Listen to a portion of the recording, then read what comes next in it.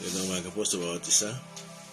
Salamat sa Panginoon sapagkat tayo ay nakaabot sa Huwebes at napakabuti ng Diyos sapagkat lagi na tayong ibinabangon para tayo ay mapagbulay-bulay ng mga salita ng Diyos. Sa bagong lahat ay umawit pusong dalisay. Hallelujah.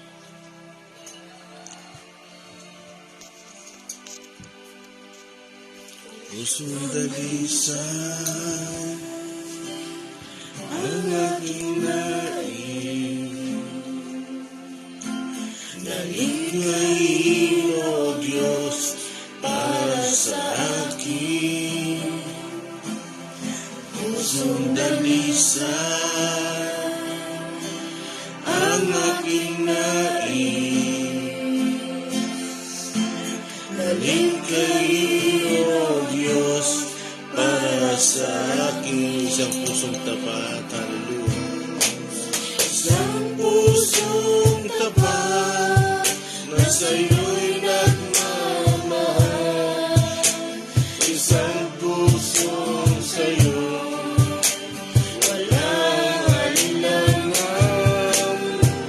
Isang pusong itinitibok na kayo'y parang alam.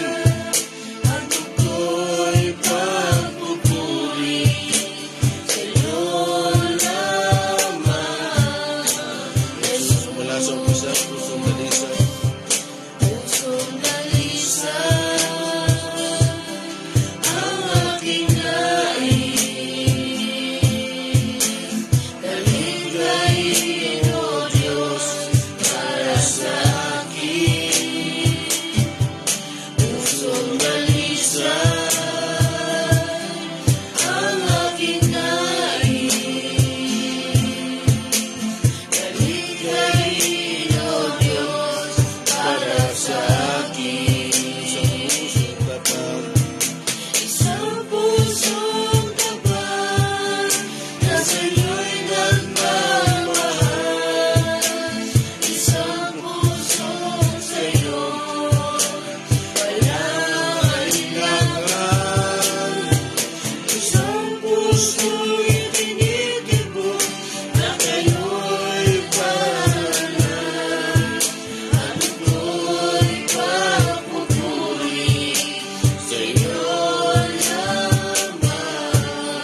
Jesus, sa pusong tapat. Isang pusong tapat na sa'yo'y nagmamahal. Isang pusong sa'yo walang alinlangan. Isang pusong itinitibok na kayo'y parang alam. Ano ko'y pagpupuri sa'yo lamang. Jesus, may samba, isang pusong tapat. Isang pusong tapat na sa'yo'y nagmamahal. Isang pusong sa'yo walang alinlangan. Isang pusong itinitibok na kayo'y parang alam. Ano ko'y pagpupuri sa'yo lamang. Ano ko'y pagpupuri. Ano ko'y pagpupuri sa'yo lamang. Ano ko'y pagpupuri. Hallelujah. Praise God. Ano ko'y pagpupuri sa'yo lamang. Jesus, Lord of glory. Magkakaroon tayo ng papuri sa Panginoon. Hallelujah. Purihin po kayo, Ama. Kayo ang aming Diyos. Kayo ang aming mahabaging Diyos. Wala po kayong katulad, Panginoon. Ikaw ang nag-iisang Diyos sa aming buhay. Pinaparangalan po namin kayo, Panginoon. Dinadakila po kayo, O Diyos. Salamat sa hangin. Salamat sa bagong panahon, O Diyos. Salamat po sa pag-iingat nyo sa bawat araw, sa maghapon, Lord God, at ngayon, panibagong umaga na naman. Hallelujah. Salamat po sa iyo. Purihin po kayo, Ate Jess. Praise God. Hallelujah. Hallelujah. Tayo manalangin. Salamat po, Panginoon, sa umagang ito. Tuloy kaming lumalapit muli sa inyo ngayong umagang ito. Tawarin niyo kami sa aming mga kasalanan, Panginoon. Kahabagan niyo kami, O Diyos. Sabi nga sa awitin, bigyan niyo kami ng pusong dalisay, Panginoon. Lord. Pusong tapat, Panginoon. Amen. Pusong walang alinlangan sa inyo, Yes, O Lord. Diyos. Kaya salamat po, Panginoon. Linisin niyo ang aming mga isipan, ang aming mga puso, Panginoon. Buksan niyo ngayong umagang ito, Panginoon. Yes. Hayaan niyo ang iyong mga salita ay Praise tumanim God. sa amin, Panginoon. At Yes. magamit namin ito sa aming mga pang-araw-araw na buhay, O Diyos. Salamat po, Panginoon. Holy Spirit, samahan niyo po ang aming pastor ngayong umagang ito, Panginoon. Sa pangalan ni Jesus, Amen and Amen. Isang mapagpalang umaga po sa bawat isa. Good morning po kay Sister Anita Katembong, kay Sister Eden Relioso Dano, Sister Gina Yen, Sister Vicky Joaquin Villacorta, good morning po. Sister Babylin De La Cruz, Sister Julita Felipe, good morning po. Amen. Salamat sa Panginoon. Tayo ay papatuloy na sa ating pag-aaral. Ano ang topic natin? Follower of Jesus. Follower of Jesus. No? Yan ang topic natin yun. Okay? Tayo ay magpasimulan na sa ating text, Sister Ami. Siguro hanggang 32. Tapos balangkasin natin ulit. Ang text po natin sa umagang ito ay John 8:26-32 at ang topic natin ay Follower of Jesus. Verse 26, Marami akong masasabi at maihahatol laban sa inyo, ngunit totoo ang sinasabi ng nagsugo sa akin, at ang narinig ko sa kanya ang ipinapahayag ko sa sanlibutan. 27, Hindi nila nauunawaan ang Ama ang tinutukoy niya. 28, Kaya't sinabi ni Jesus, Kapag naitaas na ninyo ang anak ng tao, malalaman ninyong ako'y ako nga. Wala akong ginagawa batay sa sarili kong kapangyarihan. Ang ipinapasabi lamang ng Ama ang siya kong sinasabi. 29, At kasama ko ang nagsugo sa akin at hindi niya ako iniiwan, sapagkat lagi kong ginagawa ang kalugod-lugod sa kanya. 30, Maraming nakarinig nito ang sumampalataya sa kanya. 31, Sinabi naman ni Jesus sa mga Hudyong naniniwala sa kanya, Kung tinutupad ninyo ang aking aral, kayo nga'y tunay na mga alagad ko. 32, Makikilala ninyo ang katotohanan at ang katotohanan ang magpapalaya sa inyo. Amen. Praise God. Salamat sa Panginoon. Okay, ulitin natin yung 26. Verse 26, Marami akong masasabi at maihahatol laban sa inyo, ngunit totoo ang sinasabi ng nagsugo sa akin, at ang narinig ko sa kanya ang ipinapahayag ko sa sanlibutan. Alam natin na ang kausap ng Panginoon dyan, mga Pariseo. At sa haba ng pag-aaral natin, no, sa Aklat ng Juan, talagang lagi niyang mga katuligsaan ay Pariseo at mga pare na mga Hudyo. At dyan maunawaan natin na sinasabi ng Panginoon, marami akong masasabi sa inyo. Bakit? Kilala sila ng Panginoon. Kilala at kahit tayo rin, kilala tayo ng Panginoon. Wala tayong may tatago, wala tayong may pagmamalaki sa Kanya, sapagkat talagang alam niya naman talaga lahat. Kaya kahit siya ay nagkatawang tao, talagang kilala niya ang tao. Kaya kung makikita nyo sa John chapter 2 verse 25, kung uukatin natin yun, ang sabi doon ay pakibasa nyo nga, John 2:25. John chapter 2 verse 25, Hindi na kailangang may magsabi pa sa kanya tungkol sa kanino man, sapagkat nalalaman niya ang kalooban ng lahat ng tao. Amen. Malinaw. Kaya, wala talaga tayo ipagmamalaki. Kaya, dyan ay sinasabi ng Panginoon sa mga Pariseo, gusto niyo bang magkalabasan ng baho? Gusto niyo bang tayo ay magkalabasan ng mga tinatago natin? Diba? Anong sabi ng Sister Rami? Pakiulit. Marami akong masasabi at maihahatol laban sa inyo, ngunit totoo ang sinasabi na nagsugo sa akin, at ang narinig ko sa kanya ang ipinapahayag ko sa sanlibutan. Yun. So, marami siyang masasabi. Kung sa kanyang sarili lamang, no, talagang marami siyang pwedeng masabi. Marahil, mga pangit. No? Dahil kilala niya eh. Di ba ang Panginoon pinaratangan ng mga inaalihan ng demonyo, no? Siya ay may sanib, no? May sanib ng ni Beelzebul. Pinaratangan siyang nasisira ang ulo. Talagang ang daming paratang sa kanya na binubuhat niya yung kanyang sarili, no? Na siya ay nagsasalita ng sa kanya lamang, no? Pero kung maaari, hindi siya nagsasalita. Kaya dyan sa verse 26 ay makikita nyo, pakulit ulit, Marami akong masasabi at maihahatol laban sa inyo, ngunit totoo ang sinasabi na nagsugo sa akin, at ang narinig ko sa kanya ang ipinapahayag ko sa sanlibutan. yun. So dito makikita mo yung self-control ng Panginoon. Kahit marami siyang gustong sabihin, siguro napakahirap pagsalita sa kanila, no? Na isang magandang katangian. Talagang puro negative. Pero ang Panginoon, hindi nagsasalita. Kaya, maunawan natin na ang Panginoon, dahil siya ay pinadala ng Ama. At syempre, lalong-lalo na ang Ama. No? Talagang kilala ng Diyos ang tao. Pero pasin niyo mga kapatid, kung sa personal ng Panginoon, sa mga sarili lang, hindi siya nagsasalita ng negative. Bagamat pwede mangyari na siya magsalita ng kasiraan, pero hindi. Bakit?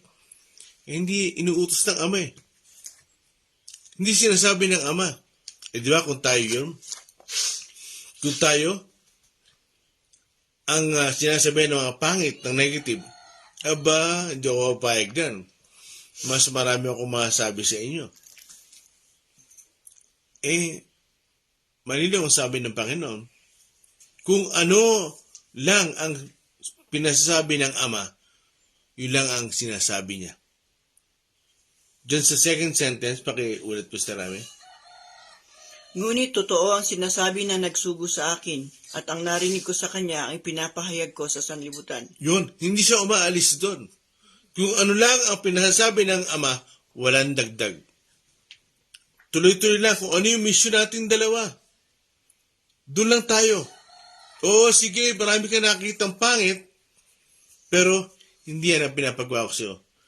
At kitang-kita naman natin, at mabasa natin na ang sinasabi lang ng Panginoon kung ano yung pinapasabi ng Ama. Kung minsan ay nagsasalita ng Panginoon laban sa Kanya, yun ay galing sa Ama.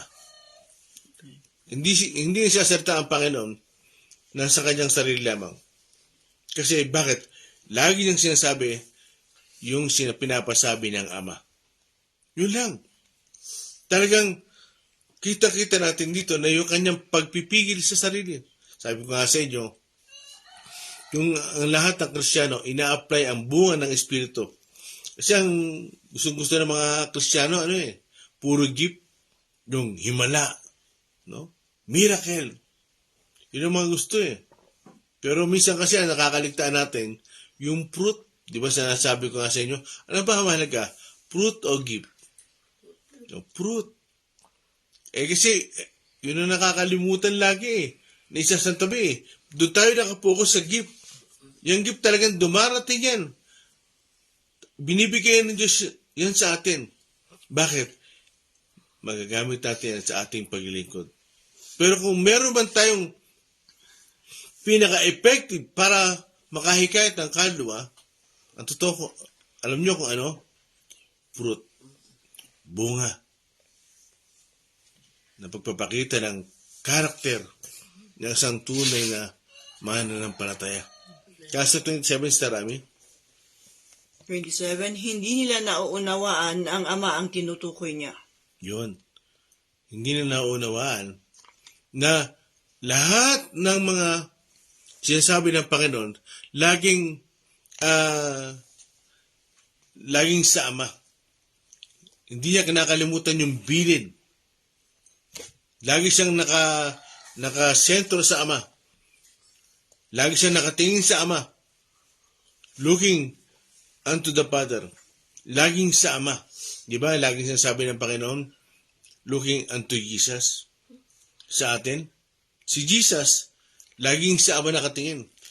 Bagamat maraming binabato sa kanyang pangit. Pero lagi siyang nakatingin sa Ama. Minsan gusto niya magsalita, pero hindi. Kasi walang pinapasabi ang Ama. Na ito ang sinasabi mo, ang gagawin niya ng Panginoong Jesus, tatagdagan niya. Walang ganun.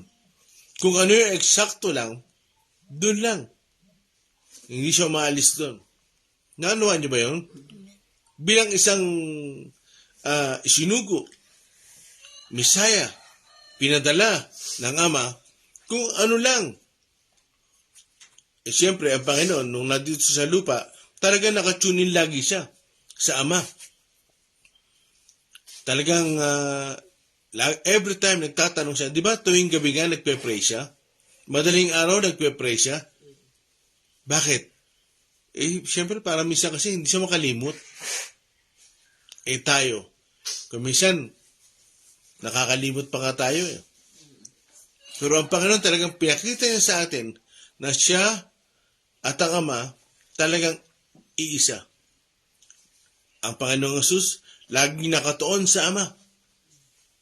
Kasi ganoon naman talaga eh. Talagang maraming masasabi sa Panginoong Jesus dahil hindi nga siya pinaniniwalaan at sa atin, ganoon din.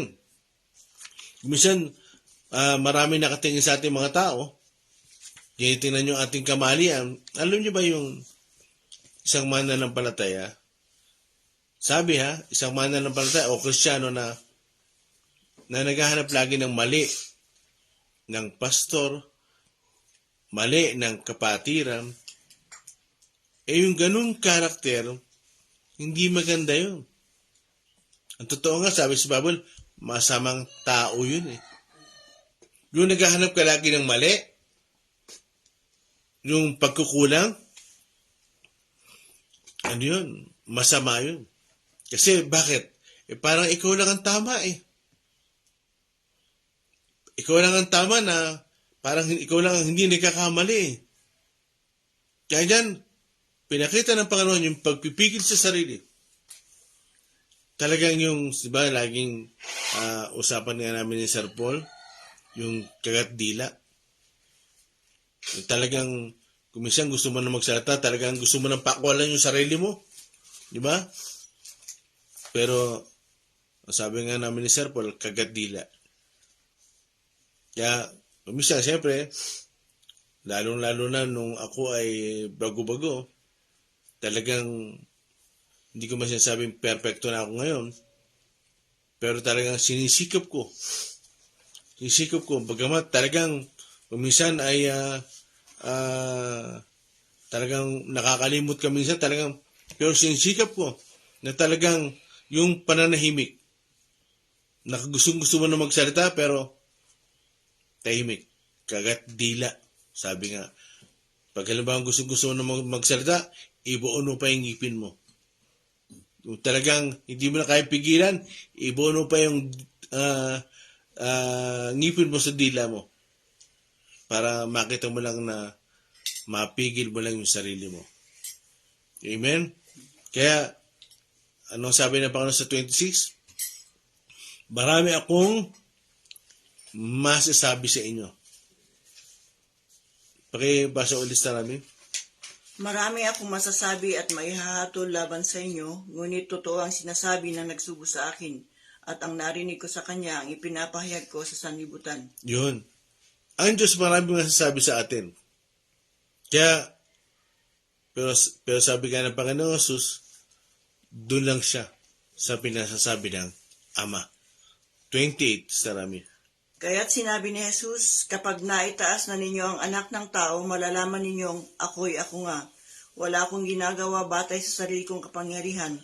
Ang ipinapasabi lamang ng Ama ang siya kong sinasabi. Okay, wala daw siyang ginagawa ayon sa kanyang sariling kapangyarihan. Kaya, diyan makita natin, kahapon, pinag-aralan natin yung tungkol sa I am, that I am. Ako'y ako nga. Ngayon, inungkat na naman dyan. Binanggit na naman dyan. Kaya sa first sentence, Sister Ami, Kaya't sinabi ni Jesus, kapag naitas na ninyo ang anak ng tao, malalaman ninyong ako'y ako nga. kaya kapag naitaas yun ang anak ng tao, anong naitaas? Itanghal? Papurihan? Hindi. Pag sinabing naitaas, yung ipinako sa krus. Naalala niyo ba sa John chapter 3 verse 15? Kung paano itinaas ni Moises ang ahas sa ilang, ganoon din dapat itaas ang tao. At lahat ng mananampalataya sa kanya ay, magkakaroon ng buhay na walang hanggan. Diyan, sabi ng Panginoon, kapag naitaas yun ang anak ng tao, pag-ulit sa Rami, Kapag naitaas na ninyo ang anak ng tao, malalaman ninyong ako'y ako nga. yun. Diyan yung sinasabi ng Panginoon, ay kapag naitaas nyo na, yung pag naipako nyo na, alam ng Diyos, alam ng Panginoong Jesus, nung siya'y narito, naniniwala ko, mula bata pa, alam niya na siya ipapako. Nung siya'y 12 years old, alam niya na siya ipapako, na siya'y mamamatay, na yung mga kausap niya, ay talagang ipapako siya. Yung mga nagsasabing hanga sa kanya na siya'y magaling magsalita, na di ba sa Triumphant Entry, Hosanna in the highest, no? Purihin ang hari ng Israel. Yun din na nagsabi ng ipako siya sa krus.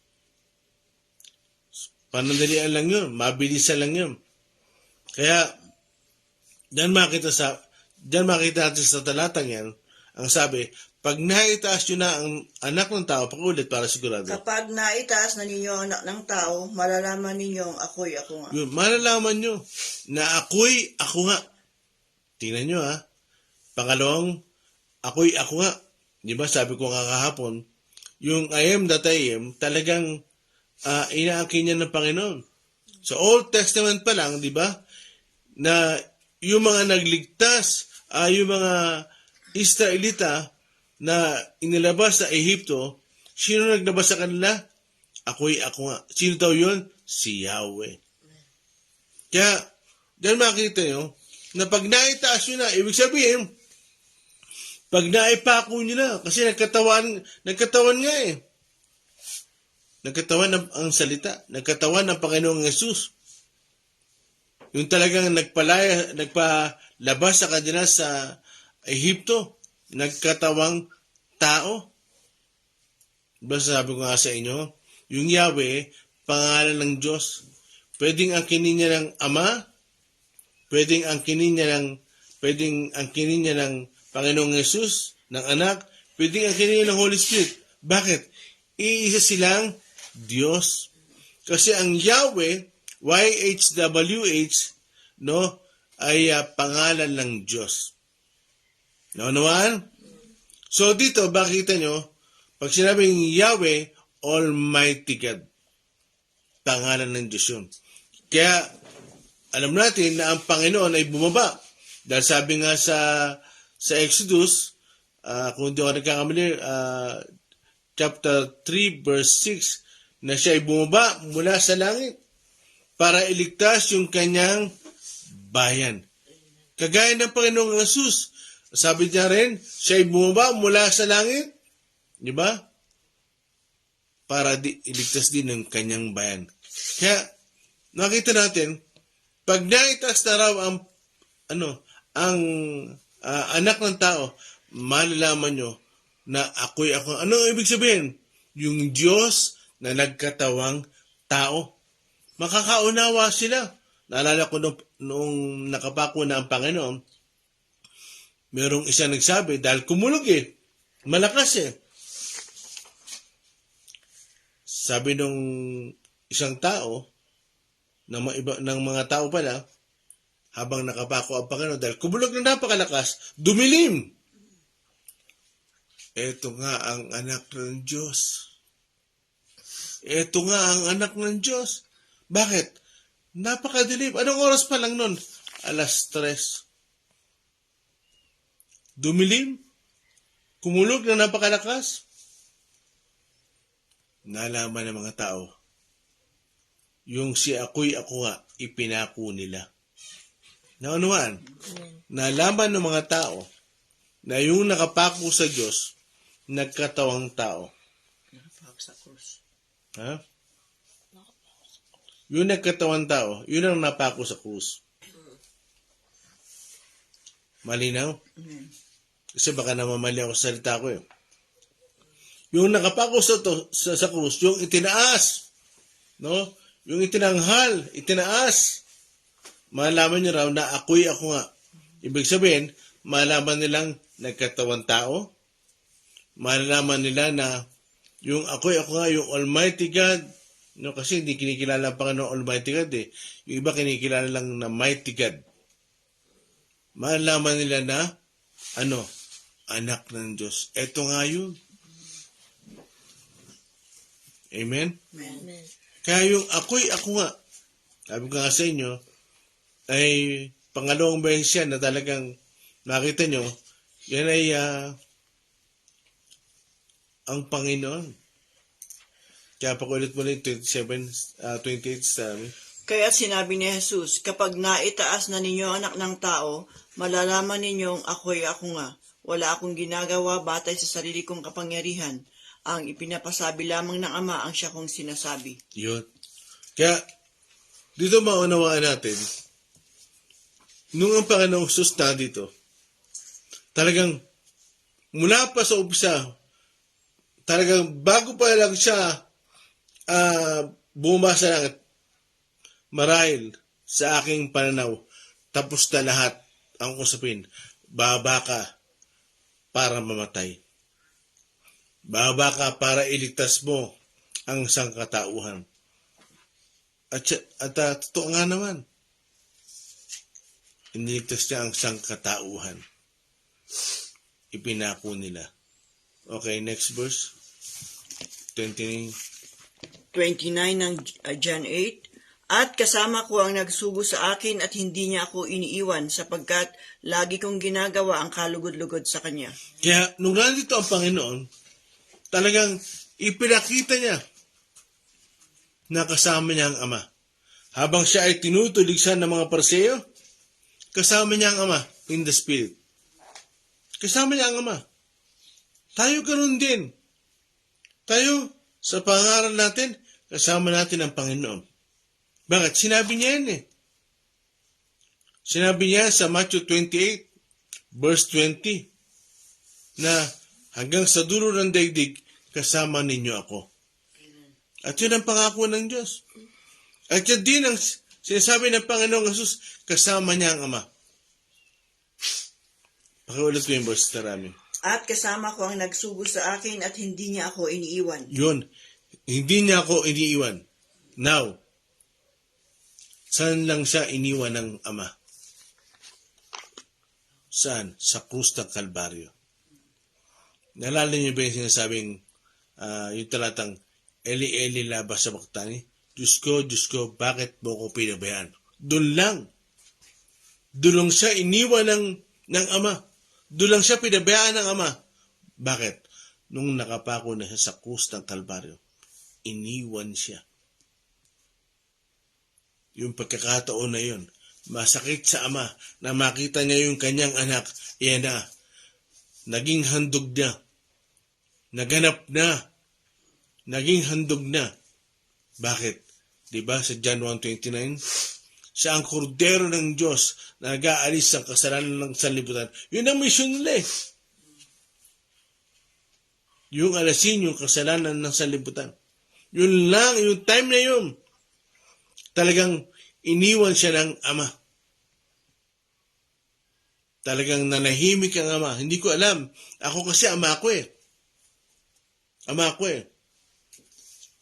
Na makikita ko, halimbawa si Endel, nakapako sa krus. Parang hindi ko kayang tingnan. Masakit. Tingin ko, mas higit pa yung ama. Dahil perfect yung relasyon nila. Hindi sila nagkakatampuhan, nagkakasama na loob. Kami nga ni Endel eh, nagkakatampuhan pa minsan eh. Minsan para bang hindi pa nagkakaintindihan eh. Pero ang Diyos, perfect sila. Hindi sila nagkakainggitan, nagkakatampuhan, wala. Talagang, kaya yung sinasabi kong aking sasaksayin ang ayon sa pasya, awit 2:7. Yung araw na ito ay ipanganganak kita. Ibig sabihin nun, ipapakilala siyang bugtong na anak. Ipapakilala siya. Kaya perfect yung relasyon nila.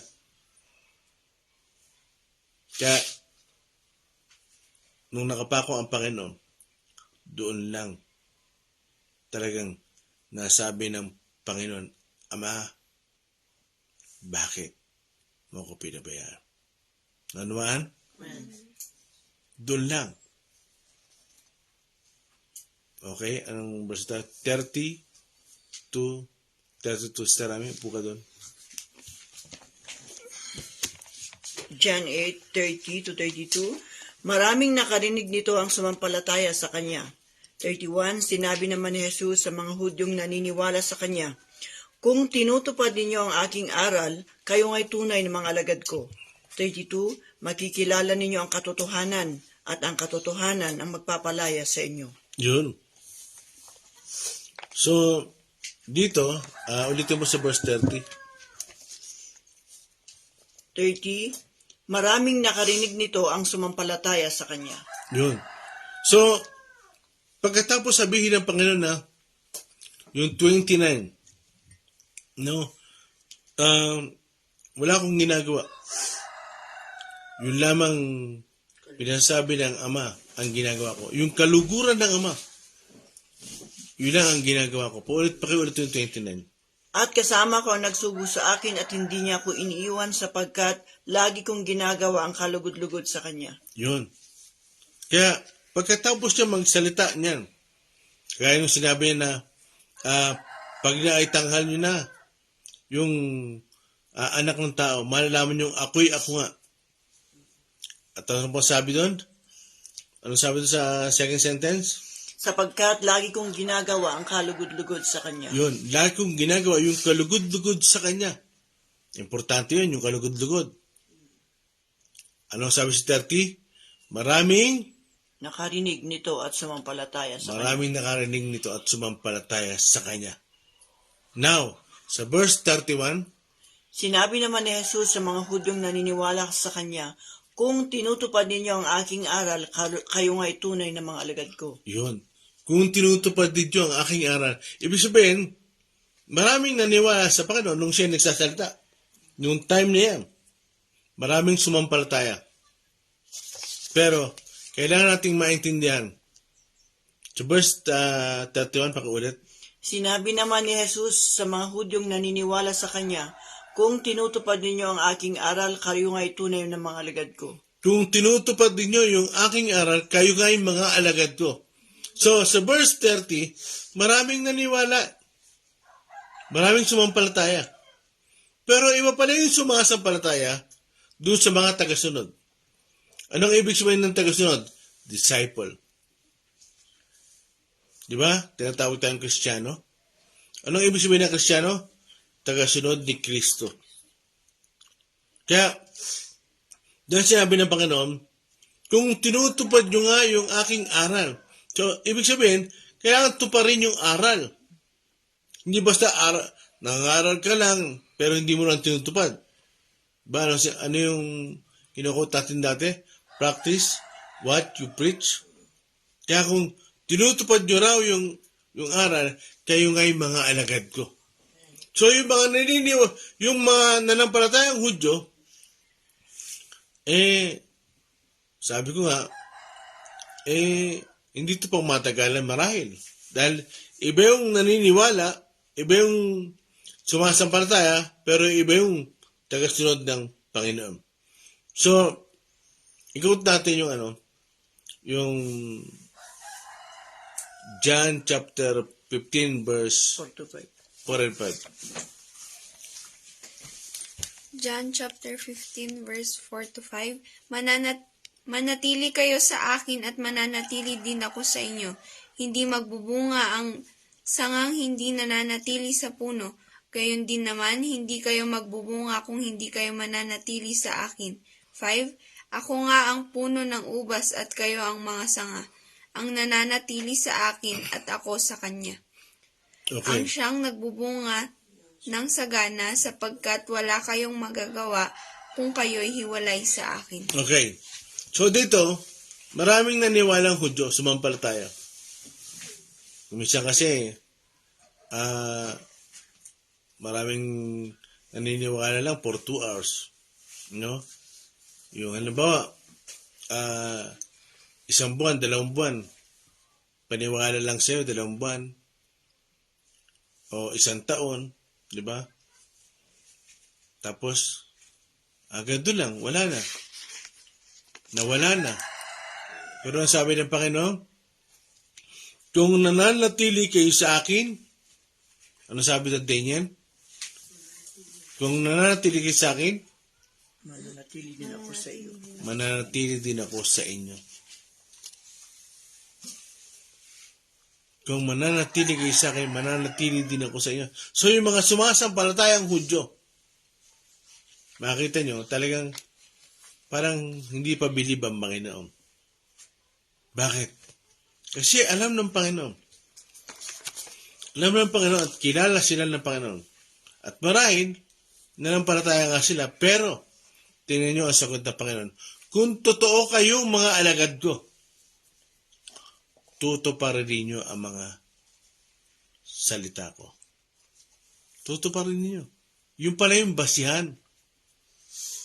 Hindi basta alam mo lang. Hindi basta nanampalataya ka lang. Kailangan mong tuparin. Alam nyo, may sasabihin akong itong susunod na verse natin ay may sasabihin ako na medyo masakit to. Kaya paumanhin lang. Hindi man napakasakit, pero tingin ko medyo masakit to. 1 John chapter 2, 18 to 19. 18 to 19. 1 John chapter 2 verse 18 to 19. Mga anak, ito na ang huling panahon.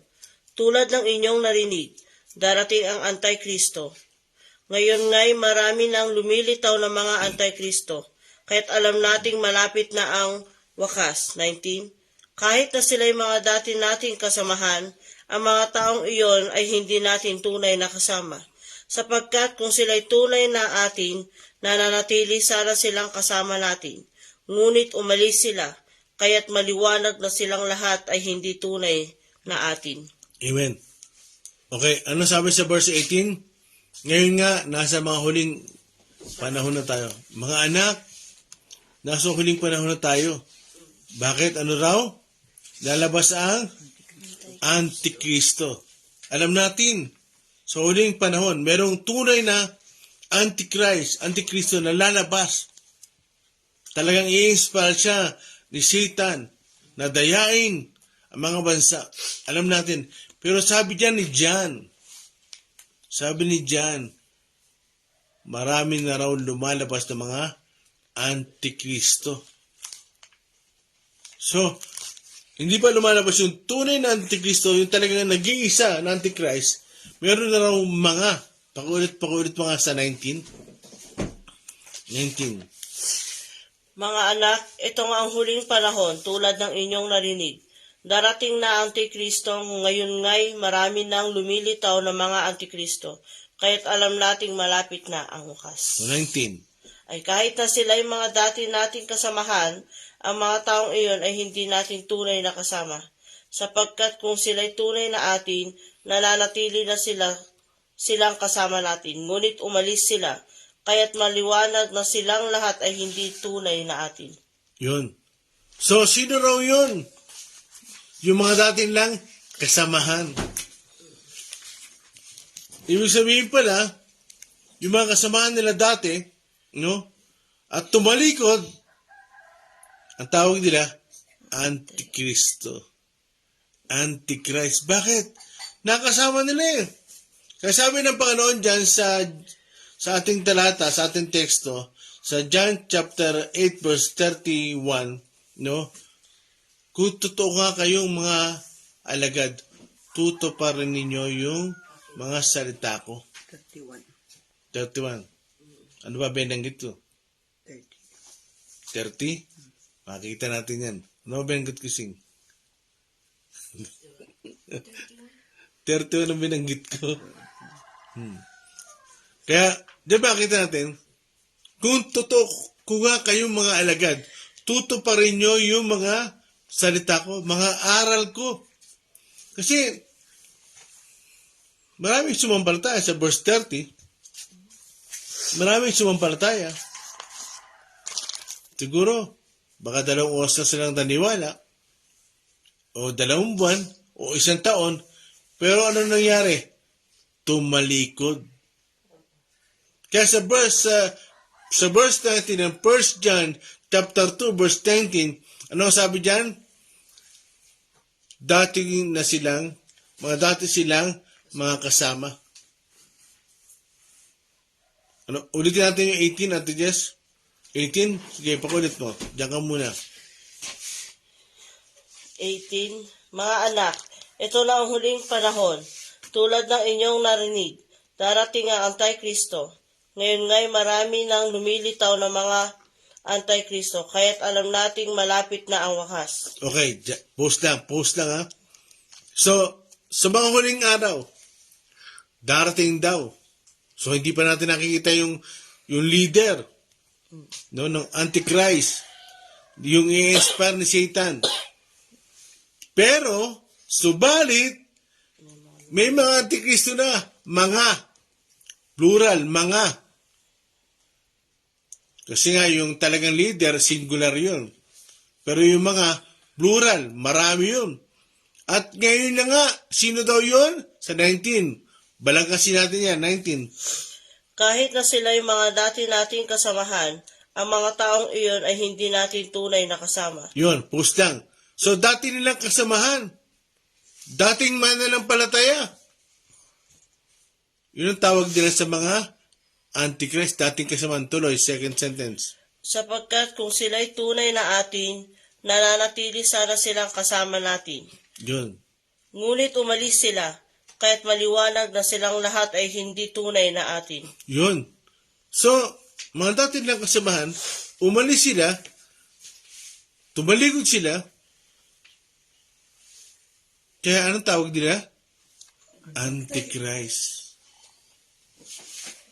Yung pala tumatalikod sa pananampalataya, ang tawag ni John, Antichrist. Masakit yun.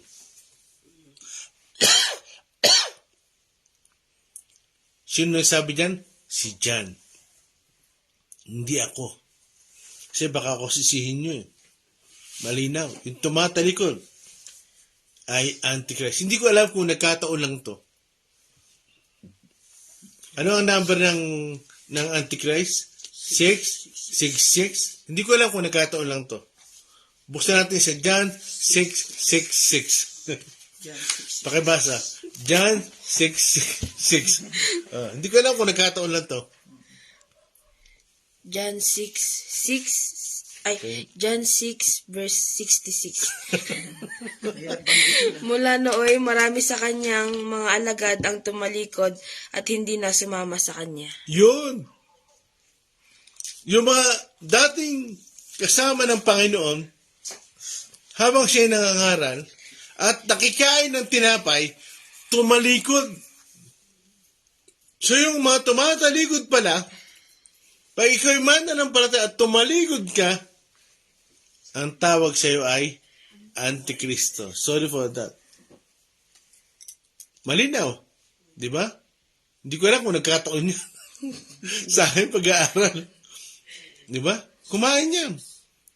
Kaya, sa mahabang panahon, halimbawa, kasama natin, kumakain, pero paglipas ng mahabang panahon, tumalikod, tinalikuran ka,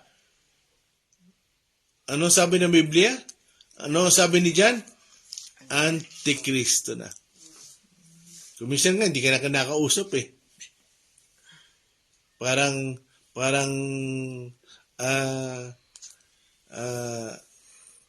may sakit ka nga eh. Samantalang noon, close to close kayo. Di ba?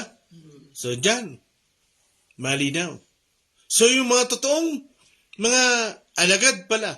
Tandaan nyo, iba yung totoong alagad, no? Yung mga sa sumasampalataya. Kasi yung totoong sumasampalataya at yung totoong alagad talaga, kasi kailangan samahan natin ng totoo eh. Yun yung tumutupad ng aral. Amen? Kaya, para ikaw ay talagang makita, malaman, kailangan mong tuparin. Huwag kang tumalikod. Ano sabi ni Pedro? 2 Peter 3:18. 2 Peter chapter 3 verse 18. Sapagkat si Kristo na walang kasalanan ay namatay na minsan. First Para- Peter yan. 2 Peter. Ay, 2 Peter ba? First Peter. Nakalagay. Ay, oh, sorry. 2 Peter 3 verse 18. 18. Magpatuloy kayong lumago sa kagandahang loob at sa pagkakilala sa ating Panginoon at tagapagligtas na si Hesus Kristo. Sa Kanya ang kaluwalhatian ngayon at magpakailanman. So yung Amen. totoong mananampalataya, yung mga totoong alagad pala, nagpapatuloy. Para ikaw pala ay hindi matawag na Antikristo, nagpapatuloy ka. Pag ikaw ay tumalikod na, ang tawag ni Jan, Antikristo. Naunuan? Amen. Kaya, bawat isa atin, magpatuloy tayo sa paglago, para talagang malaman na tayo ay tagasunod ni Kristo. Tagasunod ng Panginoong Yesus. Magpatuloy tayo sa paglago. Angel, anong verse ang hawak mo? John 1:47, Marcos 9 verse 40. Yun. So, pakibasa yung Marcos chapter 9 verse 40. Marcos. Tingnan yung babasahin ni Angel. Verse 40. Sapagkat ang sino mang hindi laban sa atin ay panig sa atin. Yun. Kung sino man ang hindi laban sa atin, panig sa atin. Malinaw. Kaya sa John 14 verse 21, Angel, pakibasa. Nakalina yung John 14:21. Oh, sige. John chapter 14 verse 21. Ang tumatanggap sa mga utos ko at tumutupad nito ang siyang umiibig sa akin. Ang umiibig sa akin ay iibigin na ang aking Ama. Iibigin ko rin siya at ako'y lubusang magpapakilala sa kanya. Yun. Yung mga nagmamahal sa Panginoon, nagpapatuloy. Para malamang ikaw talagang umiibig sa Diyos, nagpapatuloy ka. Hindi mo kaligayahan o hindi ka natutuwa na ikaw ay nagkakamali. Yung mga nagmamahal sa Panginoon, nalulungkot yan pag nagkakamali. Amen? Kaya, kailangan natin magpatuloy sa Panginoon. Kailangan maintindihan natin na yung talagang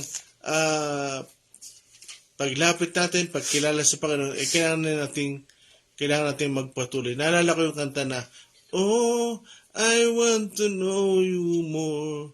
Deep within my soul, I want to know you. Oh, I want to know you, to feel your heart and know your mind. Looking in your eyes, there's stuff within me.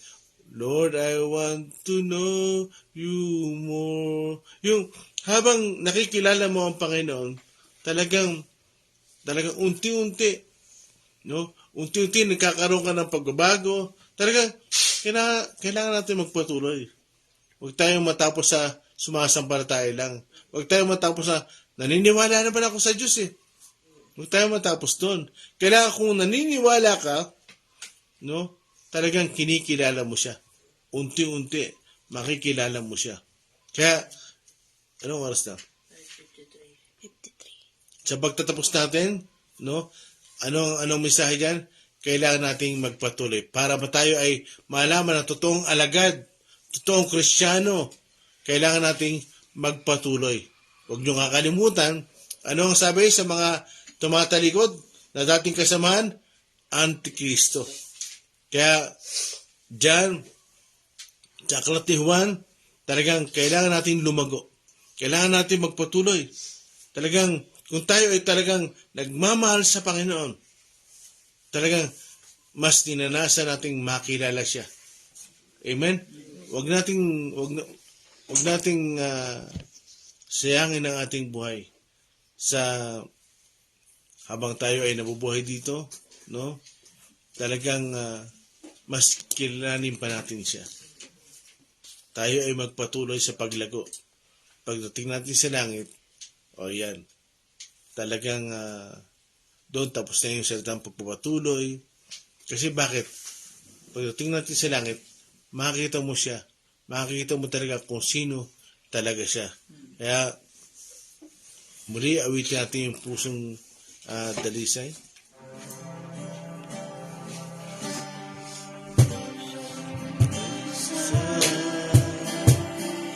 Ang aking nais, naligay, O Diyos, para sa akin. Pusong dalisay,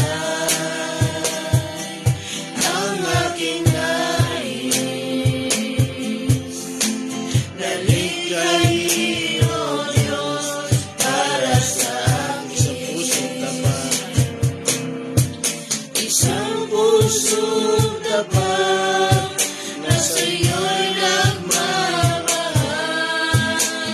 Isang pusong sa'yo'y walang alinlangan.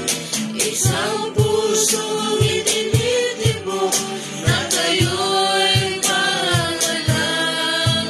Ang dugo'y pagpupuri sa inyo lamang. Pusong talisay, minsan pa, sarami. Pusong talisay, ang aking nais. Naligayin, O Diyos, para sa akin. Pusong talisay, ang aking nais. Naligayin, O Diyos, para sa akin. Isang pusong tapat na sa'yo'y nagmamahal. Isang pusong sa'yo'y walang alinlangan. Isang pusong itinitibok na kayo'y pangalan. Ang dugo'y pagpupuri sa'yo lamang. For the last time, isang pusong tapat. Hallelujah. Isang pusong tapat na sa'yo'y nagmamahal. Isang pusong sa'yo'y walang alinlangan. Isang pusong itinitibok na kayo'y pangalan. Ang dugo'y pagpupuri sa inyo lamang. Ang dugo'y pagpupuri. Hallelujah. Ang dugo'y pagpupuri sa inyo lamang. For the last time, ang dugo'y pagpupuri. Hallelujah. Hallelujah. Ang dugo'y pagpupuri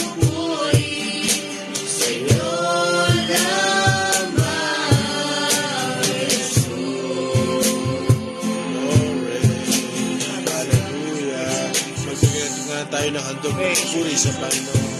Praise you, Jesus. Salamat sa inyo, Panginoon. Tinataas po namin kayo sa aming buhay.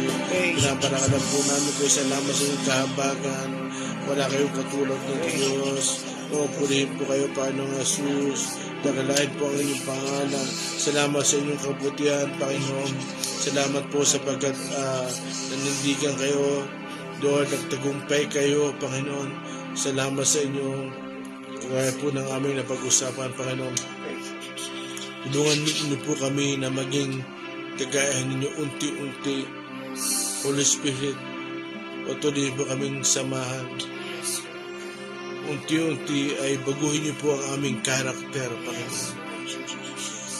Unti-unti, Panginoon. Hayaan niyo po makilala po namin kayo, Panginoon. Salamat sa iyo. Salamat po, Panginoon Jesus. Salamat po, Holy Spirit. Sarami. Tayo manalangin. Hallelujah. Purihin kayo, Panginoon. Salamat po sa inyong mga salita, Panginoon, sa umagang ito. Salamat sa mga kapahayagan, Panginoon.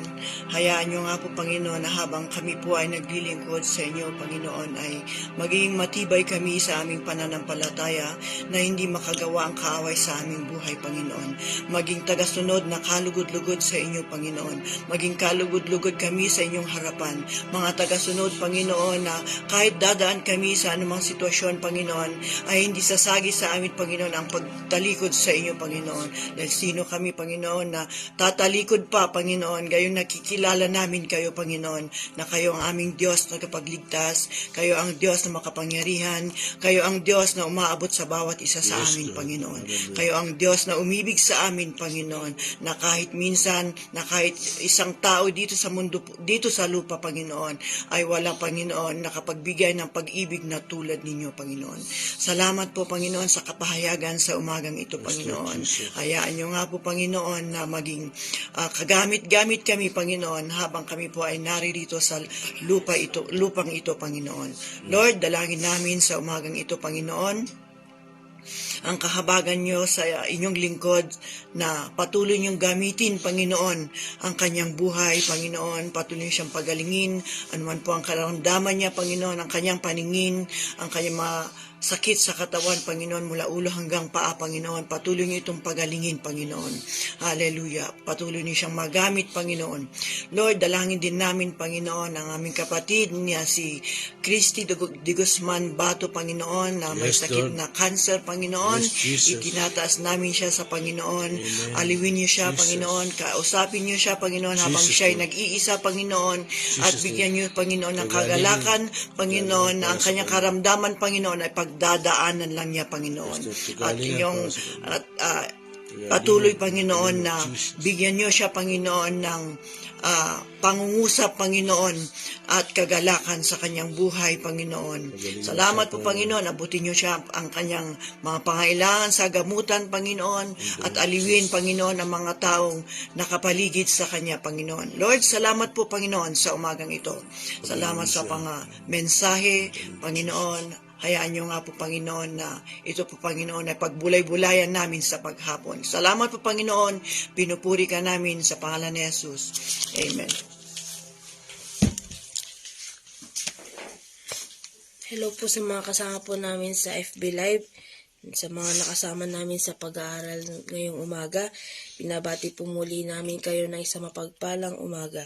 Mula kay Ate Budang Lanica, good morning po. Sister Aquino Raymar, Sister Rowena El Buenaventura, Sister Faustina Fuentes, Brother Mario Antonio Mungcal Jr., Sister Cathy, Pastor Ronnie Del Moro Luna, Brother Udi G. Velasco, Pastora Mary Chris Claudio, Brother J.C. Gardose, Brother Alan Rocreo, good morning po. Amen. Pastor J.B. Bakal, Pastor Julius Regalado Sales, Sister Joan Teruel, Sister Jill Esparagosa, at kay Sister Mina Clarode. Bukas po muli, 5 a.m. ng umaga. God bless us all.